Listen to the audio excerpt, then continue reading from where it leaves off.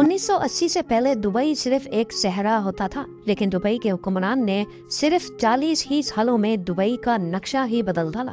मोहम्मद बिन रशीद अल मखदूम मुत्तहिदा अरब इमारात के हुक्मरान हैं और इन्होंने ही दुबई को इतने कम अरसे में कामयाबियों की इस मंजिल तक पहुंचाया।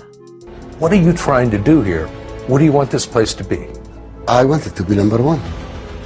दुबई पूरी दुनिया में इतना मशहूर हो गया है कि अभी तक कई लोग दुबई को एक मुल्क मानते हैं, लेकिन असल में दुबई मुल्क नहीं बल्कि मुत्तहिदा अरब इमारात का एक शहर है। वो शहर जो कुछ साल पहले तक एक बहुत बड़ा शहरा हुआ करता था। पूरी दुनिया अभी तक दुबई में मौजूद बुर्ज खलीफा को देखने के लिए दुबई जाती है, लेकिन दुबई का हुक्मरान इसको देख देख कर अब तंग हो चुका है। नाजरीन, दुबई दुनिया की सबसे बड़ी कंस्ट्रक्शन साइट है, जिसकी तरक्की की रफ्तार दुनिया में सबसे ज्यादा मानी जाती है। जबकि 1980 तक दुबई एक वीरान शहरा था, लेकिन उसके बाद दुबई से तेल निकल आया जिसने दुबई की किस्मत ही बदल डाली। लेकिन मोहम्मद बिन रशीद एक दाना और होशियार हुक्मरान है।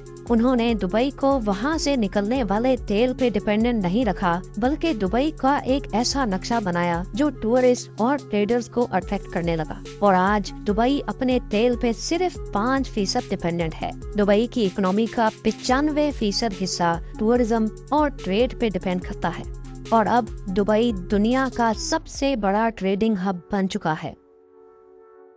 इसके बावजूद कि दुबई की 15% आबादी वहाँ के मकामी अरब हैं और 85% आबादी फॉरेनर्स हैं जो दुबई में सिर्फ काम करने जाते हैं। 1990 में दुबई में सिर्फ एक ऊंची बिल्डिंग होती थी जिसका नाम दुबई वर्ल्ड ट्रेड सेंटर है और आज दुबई में टोटल 917 ऊंची बिल्डिंग्स हैं जो बादलों से बातें करती हैं।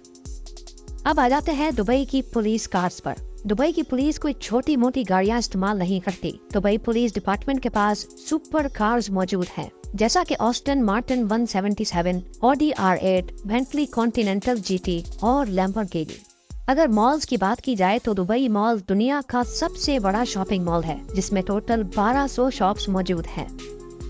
पाम जुमेरा इंसान का बनाया हुआ सबसे बड़ा जजीरा है जो दुबई में मौजूद है। पूरी दुनिया में सिर्फ एक ही 7 स्टार होटल है और वो भी दुबई में मौजूद है, जिसको पूरी दुनिया बुर्ज अल अरब के नाम से जानती है। मोहम्मद बिन रशीद चाहते थे कि दुबई में डिज्नी लैंड भी हो जो अमेरिका में मौजूद डिज्नी लैंड से भी बड़ा हो, लेकिन डिज्नी लैंड ने मोहम्मद बिन रशीद की रिक्वेस्ट रिजेक्ट कर दी, जिस पर मोहम्मद बिन रशीद ने दुबई में डिज्नी लैंड से भी आला तरीन मयार के इंडोर एडवेंचर पार्क्स खोल दिए, जिसमें से एक है IMG वर्ल्ड, जिसके अंदर एक ही वक्त में 20,000 लोग लुत्फ अंदोज हो सकते हैं। इन सारी बातों से ये साबित हो गया कि दुबई के हुक्मरानों की सोच इससे भी कई ज्यादा बड़ी है।